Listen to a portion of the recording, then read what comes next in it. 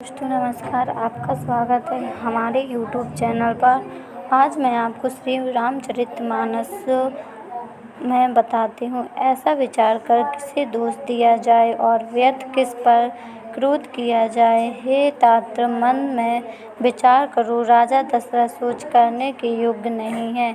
सोच उस ब्राह्मण का करना चाहिए जो वेद नहीं जानता और जो अपना धर्म छोड़कर विषय भोग में ही लीन रहता है। उस राजा का सोच करना चाहिए जो नीति नहीं जानता और जिसको प्रजा प्राणों के समान प्यारी नहीं है। उस वैश्य का सोच करना चाहिए जो धनवान हो, जो कंजूस भी हो और जो अतिथि तथा शिव जी की भक्ति करने में कुशल नहीं है। उस शूद्र का सोच करना चाहिए जो ब्राह्मणों का अपमान करने वाला, बहुत बोलने वाला, मान बढ़ाई चाहने वाला और ज्ञान का घमंड रखने वाला है। पुनः उस स्त्री का सोच करना चाहिए जो पति को छलने वाली, कुटिल, कल प्रिय और स्वच्छाचारिणी है। उस ब्रह्मचारी का सोच करना चाहिए जो अपने ब्रह्मचार्य व्रत को छोड़ देता है और गुरु की आज्ञा के अनुसार नहीं चलता। उस गृहस्थ का सोच करना चाहिए जो मोहवश कर्म मार्ग का त्याग कर देता है। उस शूद्र का सोच करना चाहिए जो ब्राह्मणों का अपमान करने वाला, बहुत बोलने वाला, मान बढ़ाई चाहने वाला और ज्ञान का घमंड रखने वाला है। पुनः उस स्त्री का सोच करना चाहिए जो पति को छलने वाली, कुटिल, कलह प्रिय और स्वच्छाचारिणी है। उस ब्रह्मचारी का सोच करना चाहिए जो अपने ब्रह्मचार्य व्रत को छोड़ देता है और गुरु की आज्ञा के अनुसार नहीं चलता। उस गृहस्थ का सोच करना चाहिए जो मोहवश कर्म मार्ग का त्याग कर देता है। उस सन्यासी का सोच करना चाहिए जो दुनिया के प्रपंच में फंसा हुआ है और ज्ञान वैराग्य से हीन है। वानप्रस्थ वही सोच करने योग्य है जिसका तपस्या छोड़कर भोग अच्छे लगते हैं। सोच उसका करना चाहिए जो चुगलखोर है, बिना ही कारण क्रोध करने का है तथा माता पिता, गुरु एवं भाई बंधुओं के साथ विरोध रखने वाला है। सब प्रकार से उसका सोच करना चाहिए जो दूसरों का अनिष्ट करता है, अपने ही शरीर का पोषण करता है और बड़ा भारी निर्दया है। और वह तो सभी प्रकार से सोच करने योग्य है जो छल छोड़कर हरि का भक्त नहीं होता। कौशल राज दशरथ जी सोच करने योग्य नहीं है, जिनका प्रभाव 14 लोकों में प्रकट है। हे भरत, तुम्हारे पिता जैसे राजा तो न हुआ है, न होंगे और न अब होने वाले हैं। ब्रह्मा, विष्णु, महेश, इंद्र और दिक्पाल सभी दशरथ जी के गुणों की कथाएं कहने लगे। हे तात, कहो उनकी बड़ाई कोई किस प्रकार करेगा जिनके श्री राम, लक्ष्मण, तुम और शत्रुघ्न सरीखे पुत्र, पवित्र पुत्र हैं। राजा तब सब प्रकार से बड़भागी है, उनके लिए विषाद करना व्यर्थ है। यह सुन और समझ कर सोच त्याग दो और राजा की आज्ञा से चढ़ाकर तदनुसार करो। राजा ने राजपद तुमको दिया है, पिता का वचन तुम्हें सत्य करना तुम चाहिए। जिन्होंने वचन के लिए ही श्री रामचंद्र को त्याग दिया और राम वीर की अग्नि में अपने शरीर को आहुति दे दी। राजा को वचन प्रिय थे, प्राण प्रिय नहीं थे। इसलिए हे तात, पिता के वचनों को प्रणाम सत्य करो, राजा की आज्ञा से चढ़ाकर पालन करो। इसमें तुम्हारी सब तरह भलाई है। परशुराम जी पिता की आज्ञा रखी और माता को मार डाला। सब लोग इस बात के साक्षी हैं। राजा ययाति के पुत्र ने पिता को अपनी जवानी दे दी। पिता की आज्ञा पालन करने से उन्हें पाप और अपयश नहीं हुआ। जो अनुभूति और उचित का विचार छोड़कर पिता के वचनों का पालन करते हैं, वे यहाँ सुख और सुयश के पात्र होकर अंत में इंद्रपरी स्वर्ग में निवास करते हैं। राजा का वचन अवश्य सत्य करो, शोक त्याग दो और प्रजा का पालन करो। ऐसा करने से स्वर्ग में राजा संतोष पावेंगे और तुमको पुण्य और सुंदर ऐश मिलेगा, दोष नहीं मिलेगा। यह वेद में प्रसिद्ध है और स्मृति पुराण आदि सभी शास्त्रों के द्वारा समस्त है कि पिता जिसको दे वही राज तिलक पाता है। इसलिए तुम राज करो, गलाने का त्याग कर दो, मेरे वचन को हित समझकर मानो। इस बात को सुनकर श्री रामचंद्र जी और जानकी जी की सुख पावेंगे और कोई पंडित इसे अनुचित नहीं कहेगा। कौशल्या जी आदि तुम्हारी सब माताएं भी प्रजा के सुख से सुखी होंगी। जो तुम्हारे और श्री रामचंद्र जी के श्रेष्ठ संबंध को जान लेगा वह सभी प्रकार से तुमसे भला मानेगा। श्री रामचंद्र जी के लौट आने पर राज्य उन्हें सौंप देना और सुंदर स्नेह से उनकी सेवा करना। मंत्री हाथ जोड़कर कह रहे हैं, गुरुजी की आज्ञा का अवश्य ही पालन कीजिए। श्री रघुनाथ जी के लौट आने पर जैसा उचित हो तब फिर वैसा ही कीजिएगा। कौशल्या की धीरज धर कर कह रही हैं, हे पुत्र, गुरु की आज्ञा पथ्य रूप है, उसका आदर करना चाहिए और हित मानकर उसका पालन करना चाहिए। काल की गति को जानकर विषाद का त्याग कर देना चाहिए। श्री रघुनाथ जी वन में हैं, महाराज स्वर्ग राज करने चले गए और हे तात, तुम इस प्रकार कातर हो रहे हो।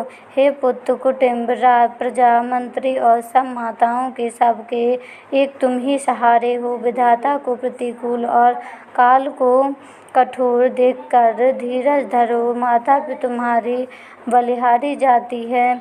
गुरुजी आज्ञा को सिर चढ़ाकर उसी के अनुसार कार्य करो और प्रजा का पालन कर कुटुंबियों का दुख करो। भरत जी ने गुरु के वचनों को मंत्रियों के अभिनंदन अनुमोदन सो सुना, जो उनके हृदय में के लिए मानो चंदन के समान शीतल है। फिर उन्होंने शील, स्नेह और सरलता के रस में सनी हुई माता कौशल्या की कोमल वाणी सुनी।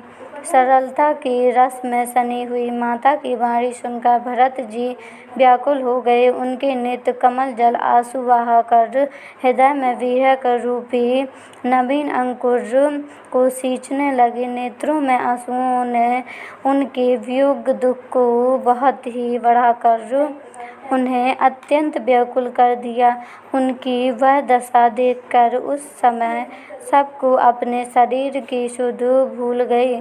तुलसीदास जी कहते हैं, स्वाभाविक प्रेम की सीमा श्री भरत जी की सब लोग आदरपूर्वक सराहना करने लगे।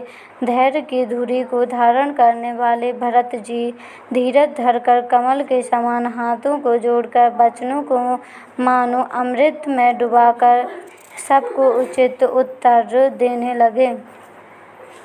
गुरुजी ने मुझे सुंदर उपदेश दिया। फिर प्रजा, मंत्री आदि सभी को यही सम्मत है। माता ने भी उचित समझकर भी आज्ञा दी कि भी आवश्यक उसको सिर चढ़ाकर वैसा ही करना चाहता हूँ, क्योंकि गुरु, पिता, माता, स्वामी और सुहृदय मित्रों की वाणी सुनकर प्रसन्न मन में उसे अच्छी समझ का करना मानना चाहिए। उचित अनुचित का विचार करने से धर्म जाता है और सिर पर पाप का भार चढ़ता है। आप तो मुझे वही सरल शिक्षा दे रहे हैं जिसके आचरण करने में मेरा भला हो। यद्यपि मैं इस बात को भली भांति समझता हूँ, तथापि मेरे हृदय को संतोष नहीं होता। अब आप लोग मेरी विनती सुन लीजिए और मेरी योग्यता के अनुसार मुझे शिक्षा दीजिए। मैं उत्तर दे रहा हूँ। यह अपराध क्षमा कीजिए। साधु पुरुष दुखी मनुष्य के दोष गुणों को नहीं गिनते। पिताजी स्वर्ग में हैं, श्री सीताराम जी वन में, और मुझे आप राज्य करने के लिए कह रहे हैं। आप मेरा कल्याण समझते हैं या अपना कोई बड़ा काम होने की आशा रखते हैं? मेरा कल्याण तो सीतापति श्री राम की चाकरी में है, सो उसे माता की कुटिलता ने छीन लिया। मैंने अपने मन में अनुमान करके देख लिया है कि दूसरे किसी उपाय से मेरा कल्याण नहीं है। यह शोक का समुदाय राज्य लक्ष्मण, श्री रामचंद्र जी और सीता जी के चरणों को देखें। बिना किसी गिनती में इसका क्या मूल्य है? और कपड़ों के बिना गहनों का बोझ व्यर्थ है। वैराग्य के बिना ब्रह्मा विचार व्यर्थ है। रोगी शरीर के लिए नाना प्रकार के भोग व्यर्थ है। श्री हरि की भक्ति के बिना जप और योग व्यर्थ है।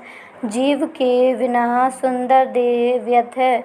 वैसे ही श्री रघुनाथ जी के बिना मेरा सब कुछ व्यर्थ है। मुझे आज्ञा दीजिए, मैं श्री राम जी के साथ जाऊं।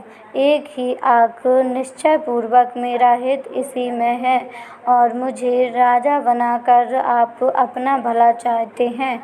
यह भी आप स्नेह की जड़ता मोहे के बस में होकर ही कह रहे हैं। कैकेयी के पुत्र कुटिल बुद्धि, राम बिखर विमुख और निर्जल, मुझ से अधम के राज्य से आप मोह के बस होकर ही सुख चाहते हैं। मैं सत्य कहता हूँ, आप सब सुनकर विश्राम करें। धर्मशील को ही राजा होना चाहिए। आप मुझे हट करके ज्यों ही राज्य देंगे त्यों ही पृथ्वी पाताल में धंस जाएगी। मेरे समान पापों का घर कौन होगा? जिसके कारण सीता जी और श्री राम जी के वनवास हुआ।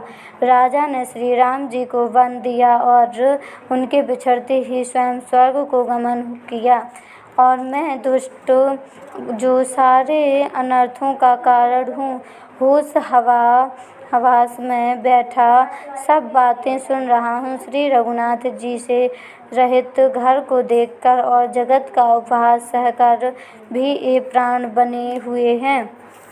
इसका यही कारण है कि ये प्राणों श्री राम रूपी पवित्र विषय राम के में आसक्त नहीं है।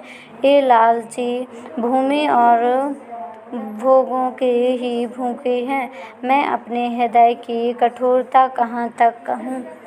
जिसने ब्रज का ही तिरस्कार करके बड़ाई पाई, कारण से कार्य कठिन होता है। इसमें मेरा दोष नहीं। हड्डी से ब्रज और पत्थर से लोहा भयानक और कठोर होता है।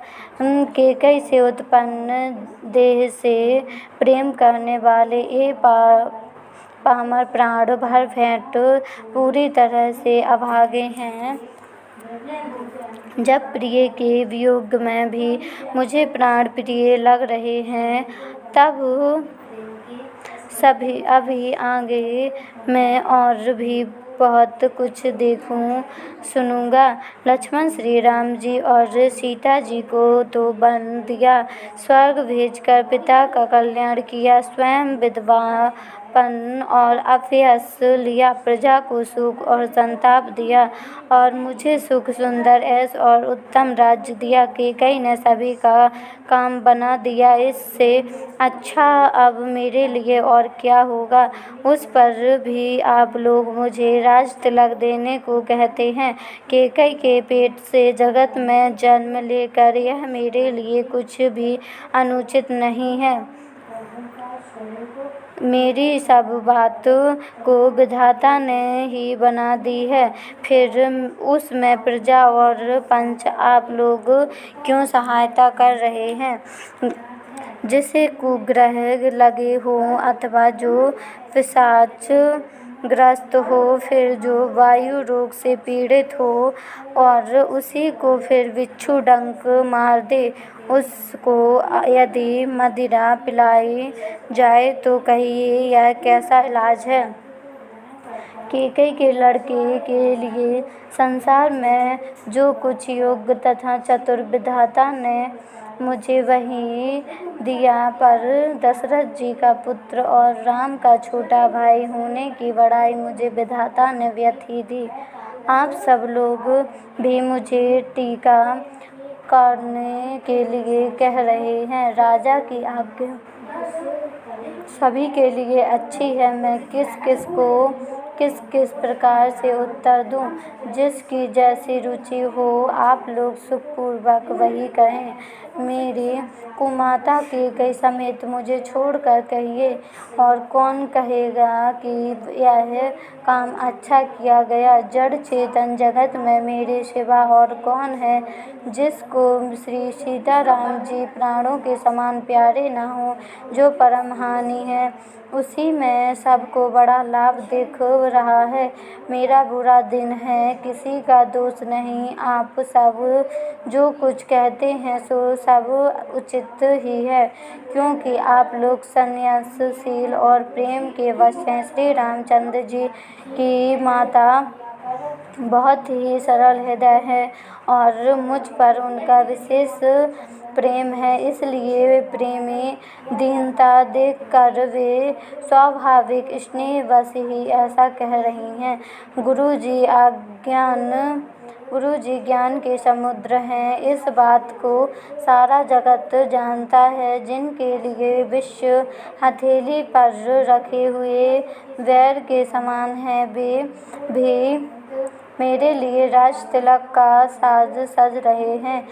सत्य है, विधाता के विपरीत होने पर सब कोई विपरीत हो जाते हैं। श्री रामचंद्र जी और सीता जी छोड़कर जगत के कोई यह नहीं कहेगा कि इस अनर्थ में मेरी संपत्ति नहीं है। मैं उसे सुखपूर्वक सुनूंगा और सहूंगा, क्योंकि मैं जहाँ पानी होता है वहाँ अंत में कीचड़ होता है। मुझे इसका डर नहीं है कि जगत मुझे बुरा कहेगा, और न मुझे परलोक का ही सोच है। मेरे हृदय में तो बस एक ही दो सह दावा नल धधक रहा है कि मेरे कारण श्री सीताराम जी दुखी हुए। जीवन का उत्तम लाभ तो लक्ष्मण ने पाया, जिन्होंने सब कुछ त्याज कर श्री राम जी के चरणों में मन लगाया। मेरा जन्म तो श्री राम जी के वनवास के लिए ही हुआ था। मैं अभागा झूठ मूठ क्या पछताता हूँ। सबको सिर झुकाकर मैं अपनी दारुण दीनता कहता हूँ। श्री रघुनाथ जी के चरणों के दर्शन किए बिना मेरे जी की जलन ना जाएगी। मुझे दूसरा कोई उपाय नहीं सूझता। श्री राम जी के बिना मेरे हृदय की बात कौन जान सकता है। मन में एक ही आंक निश्चय पूर्वक यही है कि प्रातःकाल प्रभु ही श्री राम जी के पास चल दूंगा।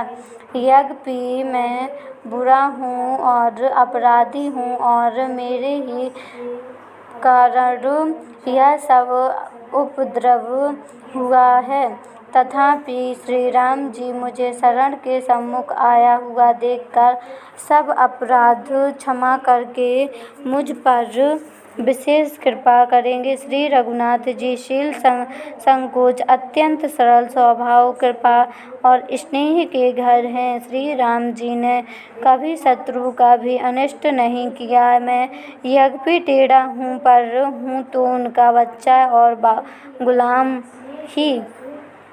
आप पंच सब लोग भी इसी में मेरा कल्याण मानकर सुंदर वाणी से आज्ञा और आशीर्वाद दीजिए, जिसमें मेरी विनती सुनकर और मुझे अपना दास जानकर श्री रामचंद्र जी राजधानी को लौट आवें। यद्यपि मेरा जन्म कुमाता से हुआ है और मैं दुष्ट तथा सदा दोष युक्त भी हूँ, तो भी मुझे श्री राम जी का भरोसा है कि वे मुझे अपना जानकर त्यागेंगे नहीं।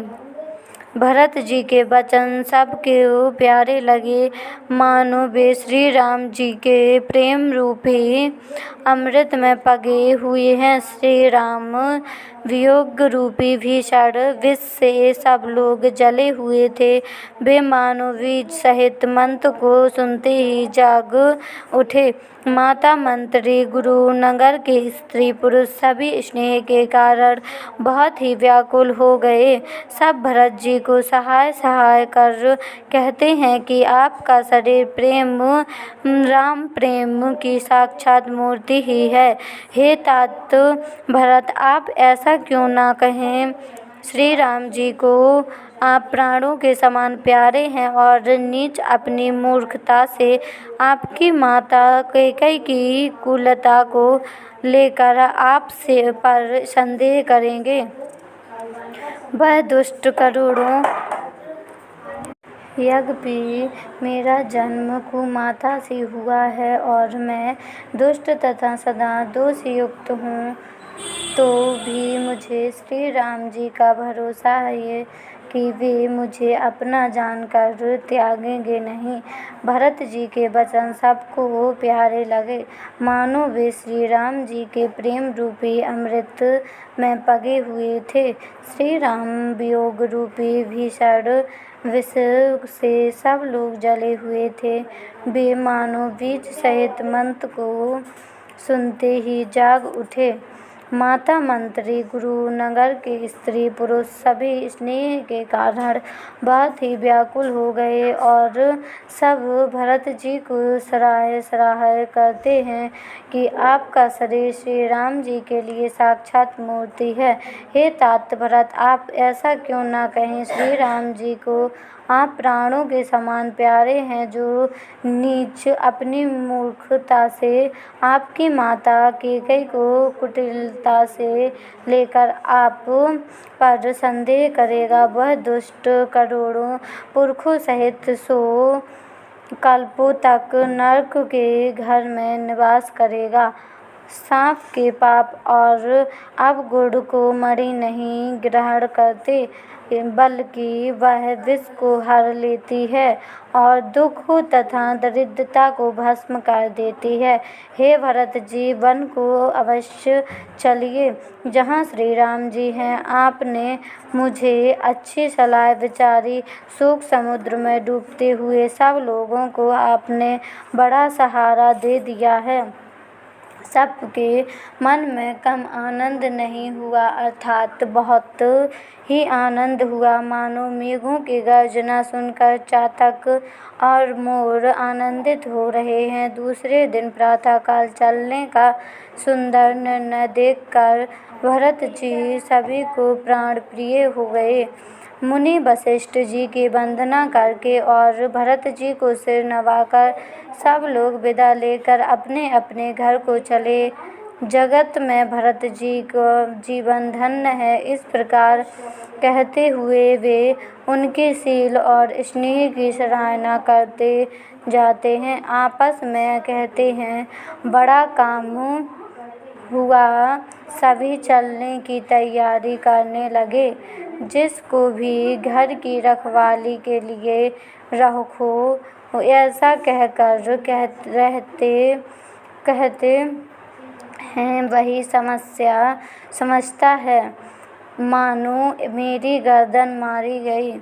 कोई कोई कहते हैं रहने के लिए किसी को भी मत कहो। जगत में जीवन का लाभ कौन नहीं चाहता। वह संपत्ति, घर, सुख, मित्र, माता पिता, भाई जल जाए जो श्री राम जी के चरणों के सम्मुख होने में हंसते हुए प्रसन्नतापूर्वक सहायता न करें।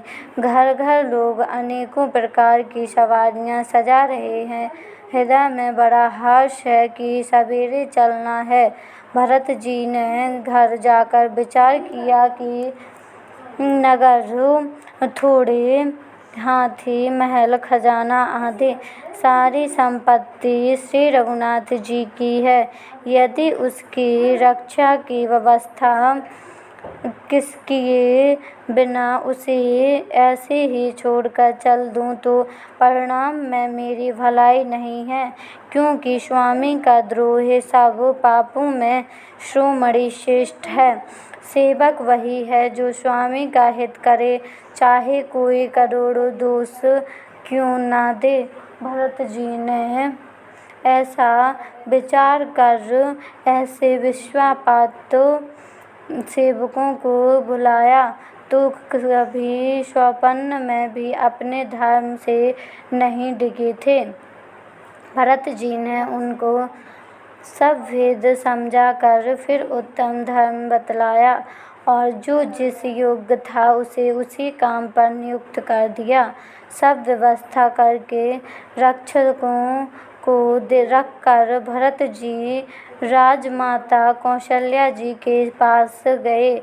स्नेह के सुजान, प्रेम के तत्व को जानने वाले भरत जी ने सब माताओं को आर्त दुखी जानकर उनके लिए पालकियां तैयार करने तथा सुखासन यान सुखपाल सजाने के लिए कहा।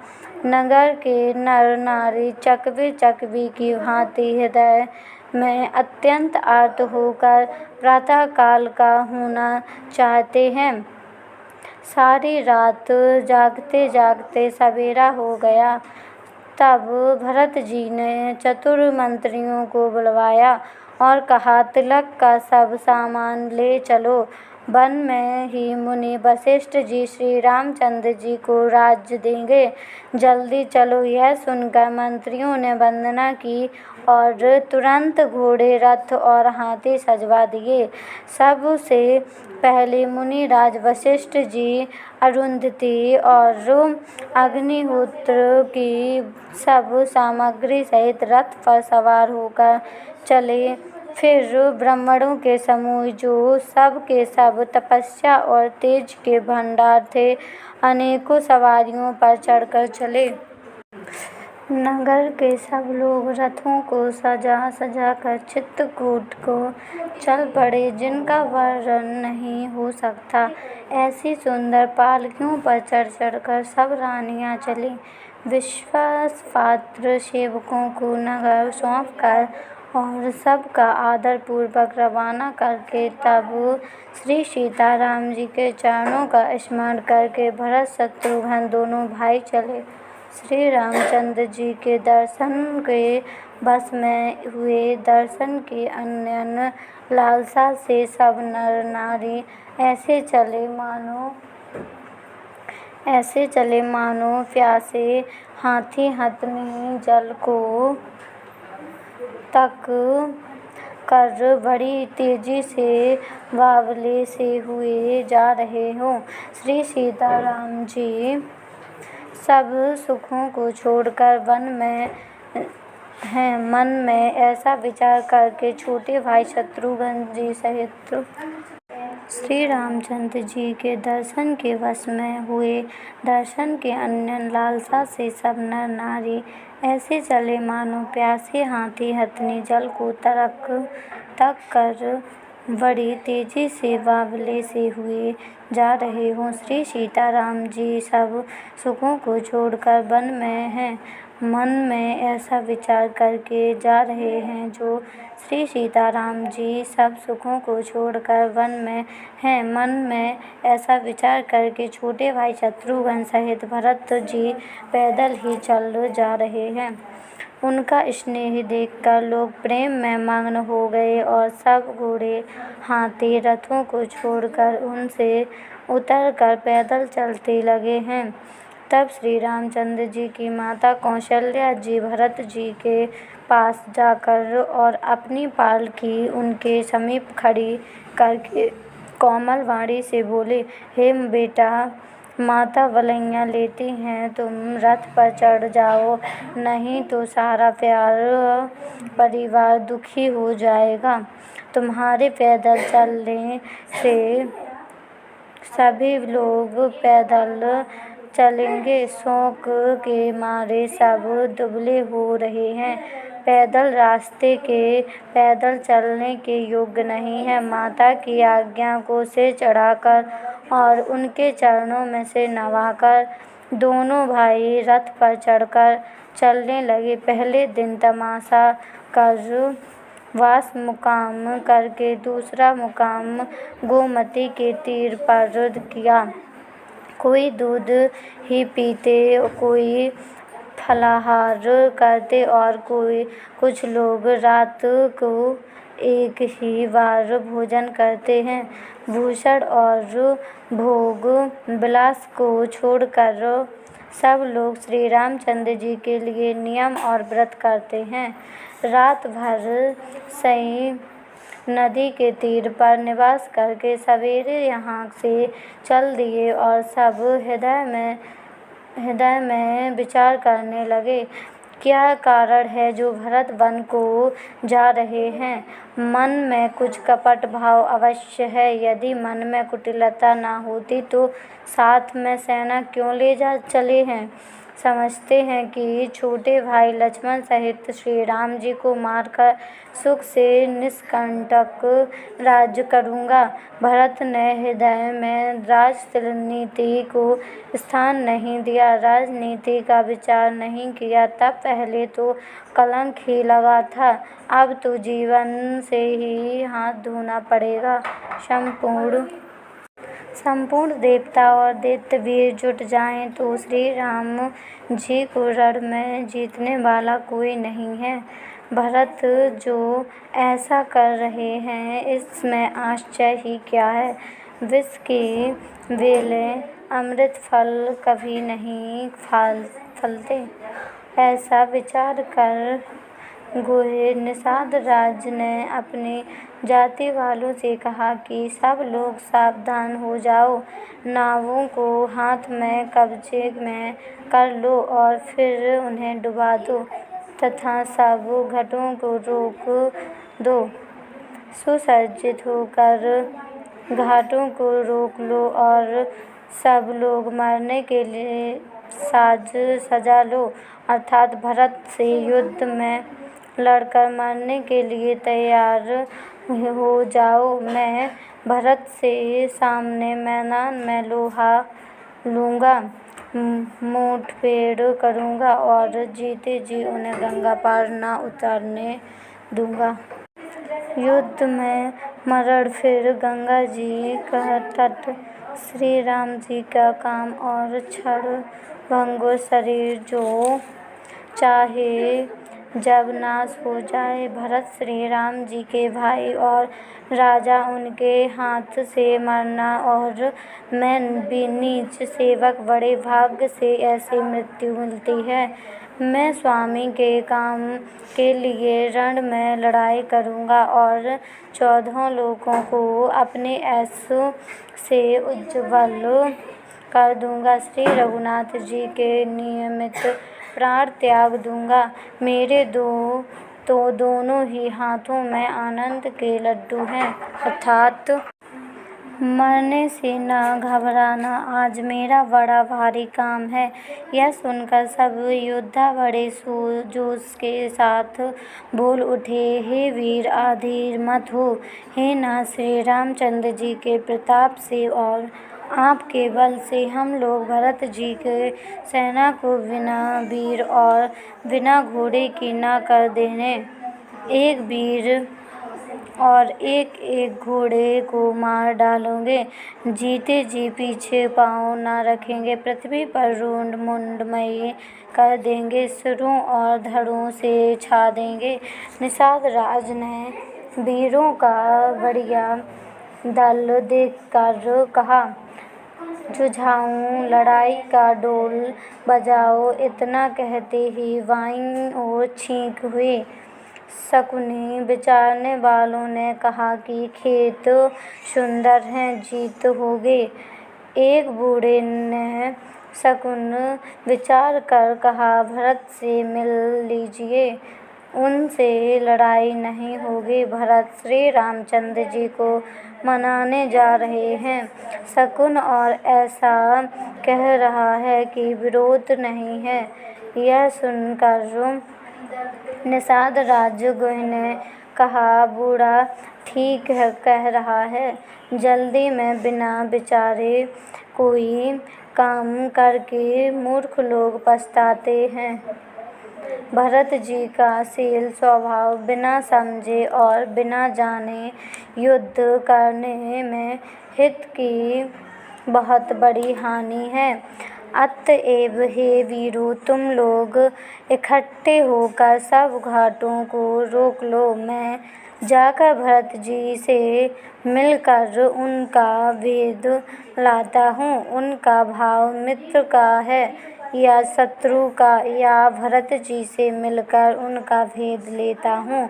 उनका भाव मित्र का है या शत्रु का, या उनके सुंदर स्वभावों से मैं उनके स्नेह को पहचान लूँगा। बैर और प्रेम छिपाने से नहीं छिपते। ऐसा कहकर वह भटके भेंट कर सामान सजाने लगा। उसने कंदमूल, फल, पक्षी और हिरण मंगवाए। कहार लोग पुरानी और मोटी पहिना नामक मछलियों को भार भर भर कर लाए। भेंट कर सामान सजाकर मिलने के लिए चले जाए तो मंगलदायक शुभ शकुन मिले। निषाद राज ने मुनिराज वशिष्ठ जी को देखकर अपना नाम बतलाकर दुहरी से दंडवत प्रणाम किया। मुनीश्वर वशिष्ठ जी ने उसको राम का प्यारा जानकर आशीर्वाद दिया और भरत जी को समझाकर कहा कि यह श्री राम जी का मित्र है, यह श्री राम का मित्र है। इतना सुनते ही भरत जी ने रथ त्याग दिया। वे रथ से उतरकर प्रेम से उमंगते हुए चले। निषाद राजगुह ने अपना गाँव, जाति और नाम सुनाकर पृथ्वी पर माथा टेक कर जोहार की। दंडवत करते हुए देखकर भरत जी ने उठाकर उसको छाती से लगा लिया। हृदय में प्रेम समाता नहीं है, मानो स्वयं लक्ष्मण जी से भेंट हो गई हो। भरत जी गुह की अत्यंत प्रेम से गले लगा रहे हैं। प्रेम की रीति को सब लोग सिहा रहे हैं, ईर्ष्यापूर्वक प्रशंसा कर रहे हैं। मंगल के मूल धन्य धन्य की ध्वनि करके देवता उसकी सराहना करते हुए फूल बरसा रहे हैं। वे कहते हैं कि जो लोक और वेद दोनों में सब प्रकार से नीचा माना जाता है, जिसका छाया के छू जाने से भी स्नान करना होता है, उसी निषाद से अखबार भरकर हृदय से चिपटा कर श्री रामचंद्र जी के छोटे भाई भरत जी आनंद और प्रेम बस शरीर में पुलकावली से परिपूर्ण हो मिले रहे हैं।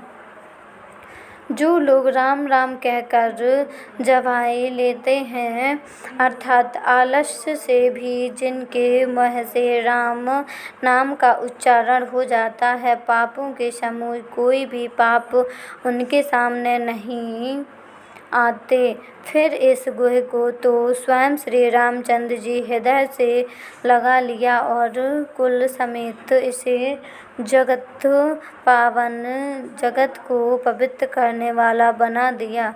कर्मनाश नदी का जल गंगा जी के में पड़ जाता है तब कहिए उसे कौन सिर पर धारण नहीं करता। जगत जानता है कि उल्टा नाम मरा जपते जपते वाल्मीकि जी ब्रह्मा के समान हो गए। मूर्ख और पामर, चंडाल, सवर, खस, यवन, कौल और किरात भी राम नाम कहते ही परम पवित्र और त्रिभुवन में विख्यात हो जाते हैं। इसमें कोई आश्चर्य नहीं है। युग युगांतर से यही रीति चली आ रही है। श्री रघुनाथ जी ने किसको बड़ाई नहीं दी। इस प्रकार देवता राम नाम की महिमा कह रहे हैं और उसे सुन सुनकर अयोध्या के लोग सुख पा रहे हैं। राम सखा निषाद राज से प्रेम के साथ मिलकर भरत जी ने कुशल मंगल और क्षेम पूछी। भरत जी का शील और प्रेम देखकर निषाद उस समय विदेह हो गए। प्रेम मुग्ध होकर देह सुधि सुध भूल गया। उसके मन में संकोच, प्रेम और आनंद इतना बढ़ गया कि वह खड़ा खड़ा टकटकी लगाए भरत जी को देखता रहा। फिर धीरज धरकर भरत जी के चरणों की वंदना करके प्रेम के साथ हाथ जोड़कर विनती करने लगा। हे प्रभु, कुशल के मूल आपके चरण कमलों के दर्शन कर मैंने तीनों लोकों में अपना कुशल जान लिया। अब आपके परम अनुग्रह से करोड़ों कुलों पीढ़ियों सहित मेरा मंगल कल्याण हो गया।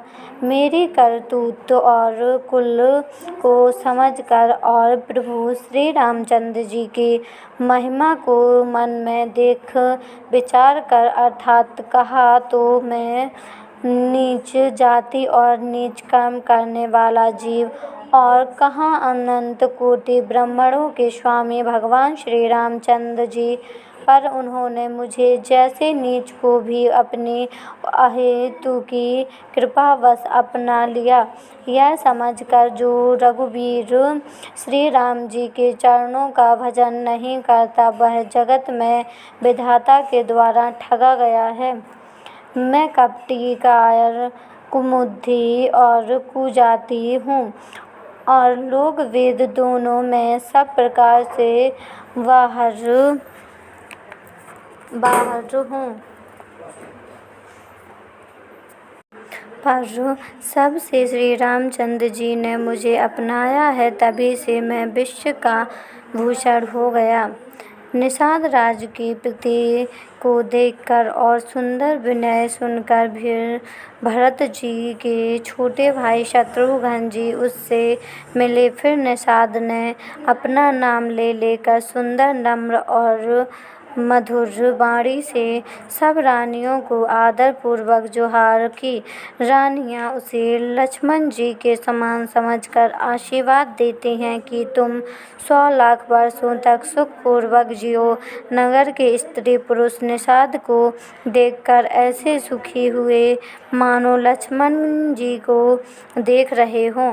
सब कहते हैं कि जीवन का लाभ तो इसी ने पाया है जिसे कल्याण स्वरूप श्री रामचंद्र जी ने भुजाओं में बांधकर गले लगाया है। निषाद अपने भाग्य की बड़ाई सुनकर मन में परम आनंदित हो सबको अपने साथ लिवा ले चला। उसने अपने सब सेवकों को इशारे से कह दिया, वे स्वामी का रुख पाकर चले और उन्होंने घरों में, वृक्षों के नीचे, तालाबों पर तथा बगीचों और जंगलों में ठहरने के लिए स्थान बना दिया। भरत जी ने जब सिंगरसवेरपुर को देखा तब उनके सब अंग प्रेम के कारण शीतल हो गए।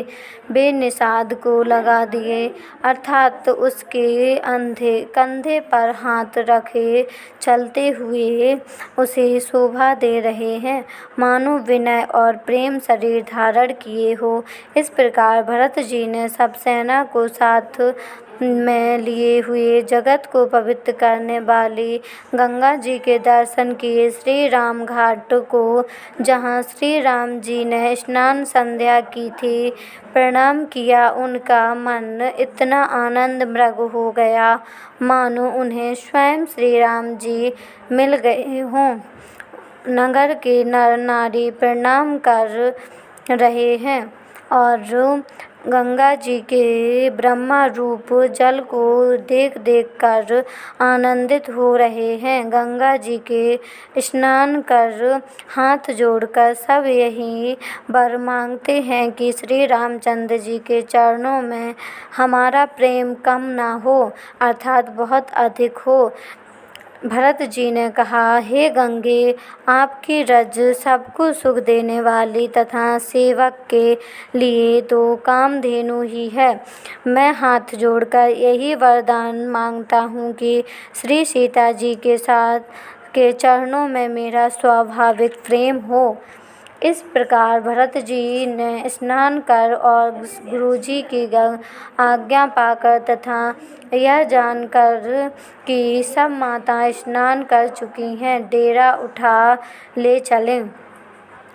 लोगों ने जहाँ जहाँ तहाँ डेरा डाला दिया। भरत जी ने सभी का पता लगाया कि सब लोग आकर आराम से टिक गए हैं या नहीं। फिर देव पूजन करके आज्ञा पाकर दोनों भाई श्री रामचंद्र जी की माता कौशल्या जी के पास गए। चरण दबाकर और कोमल वचन कह कहकर भरत जी ने सब माताओं का सत्कार किया। फिर भाई शत्रुघ्न को माताओं की सेवा सौंपकर आपने निषाद को बुला लिया। सखा निषाद राज के हाथ से हाथ मिलाए हुए भरत जी चले। प्रेम कुछ थोड़ा नहीं है, अर्थात बहुत अधिक प्रेम है, जिससे उनका शरीर शिथिल हो रहा है। भरत जी सखा के से पूछते हैं कि मुझे वह स्थान दिखलाओ और नेत्र और मन की जलन कुछ ठंडी करो, जहाँ सीता जी, श्री राम जी और लक्ष्मण जी रात को सोए थे। ऐसा कहते ही उनके नेत्रों में कोओं के प्रेमाश्रुओं का जल भर आया। भरत जी के वचन सुनकर निषाद को बड़ा विषाद हुआ। वह तुरंत ही उन्हें वहाँ ले गया जहाँ पवित्र अशोक के वृक्ष के नीचे श्री रामचंद्र जी के विश्राम किया था। भरत जी के ने वहाँ अत्यंत प्रेम से आदरपूर्वक दंडवत प्रणाम किया। कुसुम की सुंदर साथरी देखकर उसकी प्रदक्षिणा करके प्रणाम किया। श्री रामचंद्र जी के चरण चिन्हों की रज आँखों में लगाई। उस समय की में प्रेम की अधिकता कहते नहीं बनती। भरत जी ने 2-4 स्वर्ण बिंदु सोने के कड़ या तारे आदि जो सीता जी के गहने कपड़ों से गिर पड़े थे देखे तो उनको सीता जी के समान समझकर सिर पर रख लिया। उनके नेत्र प्रेमा अश्रु जल से भरे हैं और हृदय में गलानी भरी है। वे सखा से सुंदर वाणी में ये वचन बोले, ईश्वर के कण या तारे भी सीता जी के विहर से ऐसे श्रीहत शोभाहीन एवं कांतिहीन हो रहे हैं, जैसे राम वियोग में अयोध्या के नर नारी विलीन शोक के कारण क्षीण हो रहे हैं। जिन सीता जी के पिता राजा जनक के इस जगत में भोग और योग दोनों ही जिनकी मुट्ठी में है, उन जनक जी की मैं किसकी उपमा दूँ। सूर्य कुल के सूर्य राजा दशरथ जी, जिनके ससुर हैं, जिनकी अमरावती के स्वामी इंद्र भी सिहाते थे। ईर्ष्यापूर्वक उनके जैसे ऐश्वर्य और प्रताप पाना चाहते थे। और प्रभु श्री राम जी जिनके प्राणनाथ हैं, तो जो इतने बड़े हैं कि जो कोई भी बड़ा होता है वह श्री रामचंद्र जी की दी हुई बड़ाई में ही होता है। उन श्रेष्ठ पतिव्रता स्त्रियों में शिरोमणि सीता जी के सारथी कुछ संशय देखकर मेरा हृदय हाहाकार दहल कर फट नहीं जाता।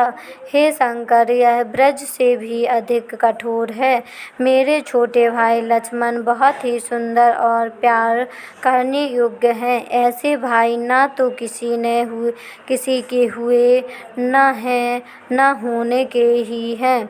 जो लक्ष्मण अवध के लोगों को प्यारे, माता पिता के दुलारे और श्री सीताराम जी के प्राण प्यारे हैं, जिनकी कोमल मूर्ति और सुकुमार स्वभाव है। हाय, इस मेरी छाती ने कठोरता में करोड़ों ब्रजों का भी निरादर कर दिया, नहीं तो यह कभी की फट गई होती। श्री रामचंद्र जी ने जन्म अवतार लेकर जगत को प्रकाशित परम सुशोभित कर दिया। वे रूपशील, सुख और समस्त गुणों के सुंदर हैं। पुरवासी, कुटुंबी, गुरु, पिता, माता सभी को श्री राम जी का स्वभाव सुख देने वाला है। शत्रु भी श्री राम जी की बड़ाई करते हैं। बोल चाल, मिलने के ढंग और विनय से वे मन को हर लेते हैं। करोड़ों सरस्वती और अरबों शेष जी भी प्रभु श्री रामचंद्र जी के गुण समूहों की गिनती नहीं कर सकते। जो सुख रूपी रघुवंश शिरोमणि श्री रामचंद्र जी मंगल और आनंद के भंडार हैं, वे पृथ्वी पर कुशा बिछाकर सोते हैं। विधाता की गति बड़ी ही बलवान है। श्री रामचंद्र जी कानों से भी कभी दुख का नाम नहीं सुना।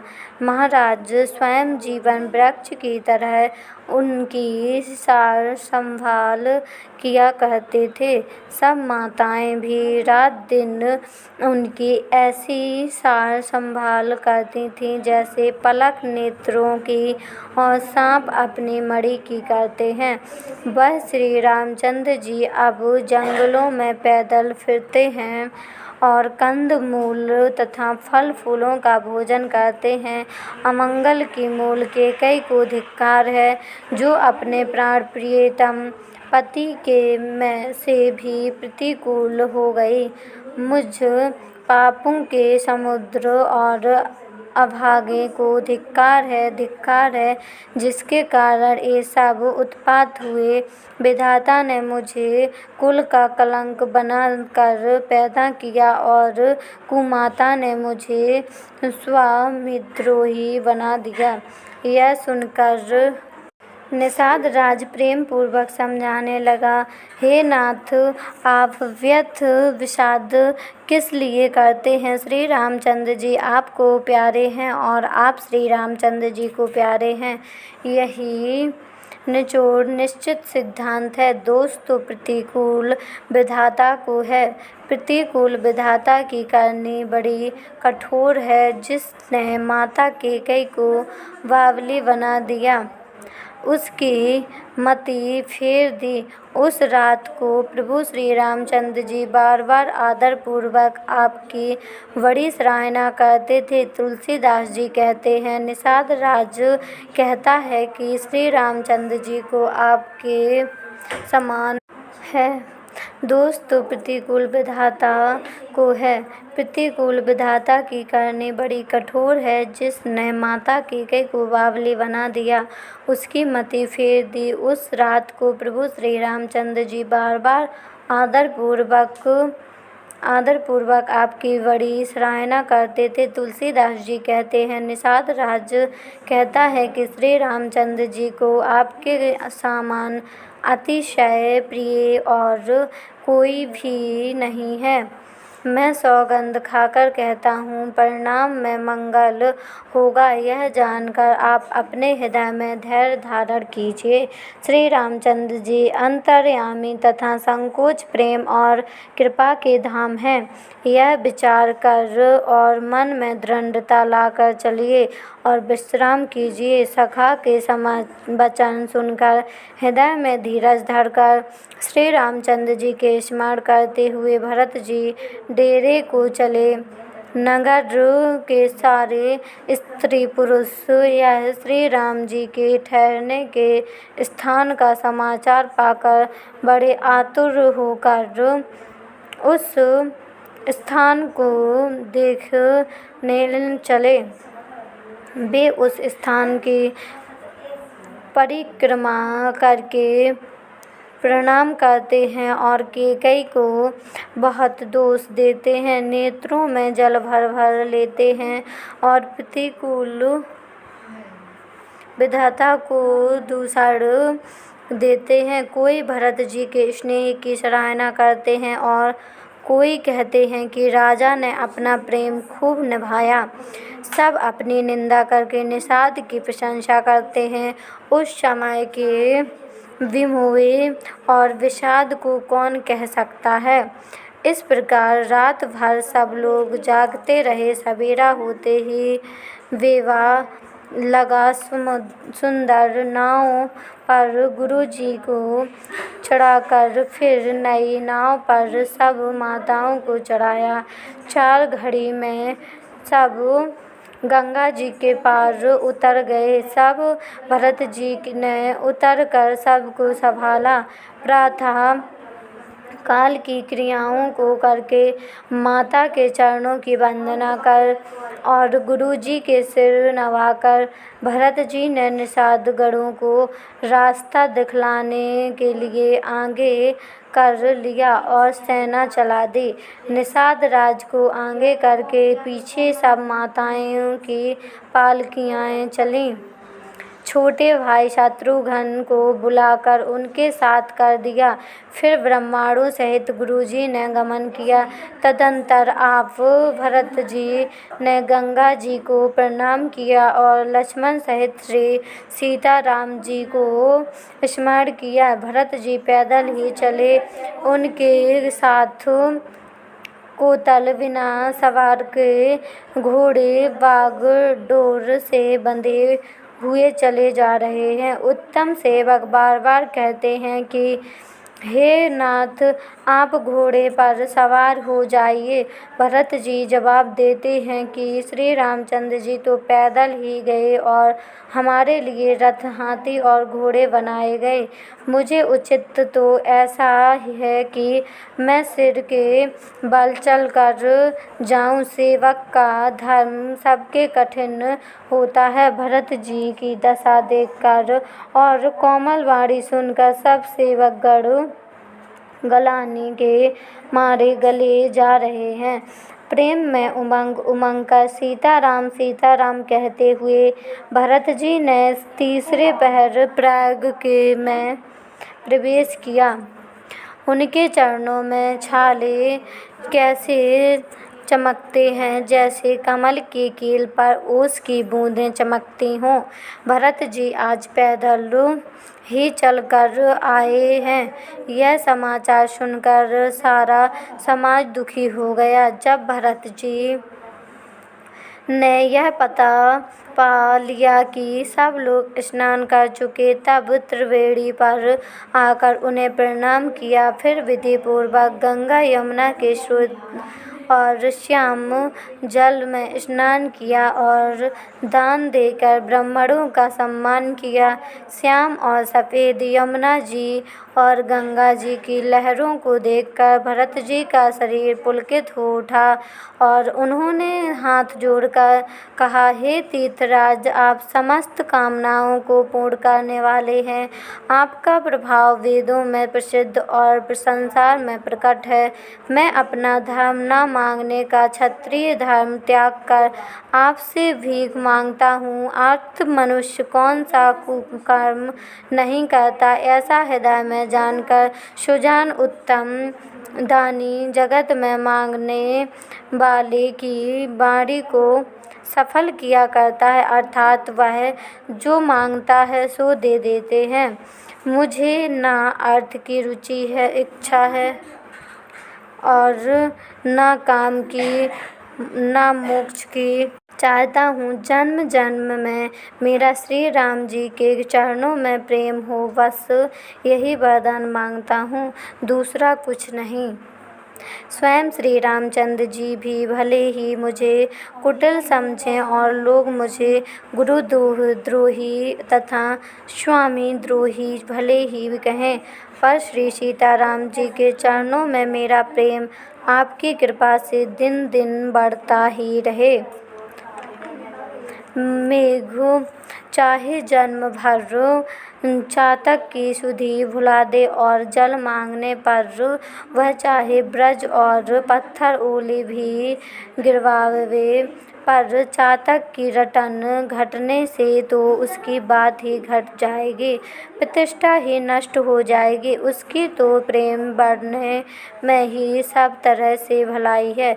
जैसे तपाने में से सोने पर आब चमक आ जाती है, वैसे ही प्रियतम के चरणों में प्रेम का नियम निभाने से प्रेमी सेवक का गौरव बढ़ जाता है। भरत जी के वचन सुनकर बीच त्रिवेणी में से सुंदर मंगल देने वाली कोमल वाणी हुई, हे तात भरत, तुम सब प्रकार से साधु हो, श्री रामचंद्र जी के चरणों में तुम्हारा अथाह प्रेम है, तुम व्यर्थ ही मन में गलानी कर रहे हैं। श्री रामचंद्र जी तुम्हारे मन प्रिय कोई नहीं है। त्रिवेणी के अनुकूल वचन सुनकर भरत जी का शरीर पुलकित हो गया है, हृदय में हर्ष हो गया है। भरत जी धन्य हैं कहकर देवता हर्षित होकर फूल बरसाने लगे। तीर्थराज प्रयाग में रहने वाले वन व्यर्थ ब्रह्मचारी गृहस्थ और उदासीन सन्यासी सब बहुत ही आनंदित हैं और 10-5 मिलकर आपस में कहते हैं कि भरत जी प्रेम और शील पवित्र हो सच्चा है। श्री रामचंद्र जी सुंदर गुण समूहों को सुनते हुए वे मुनि श्रेष्ठ भरत जी के पास आए। मुनि ने भरत जी को दंडवत प्रणाम करते हुए और उन्हें अपना मूर्तिमान सौभाग्य समझा। उन्होंने दौड़कर भरत जी को उठाकर हृदय से लगा लिया और आशीर्वाद देकर कृतार्थ किया। मुनि ने उन्हें आसन दिया, वे सिर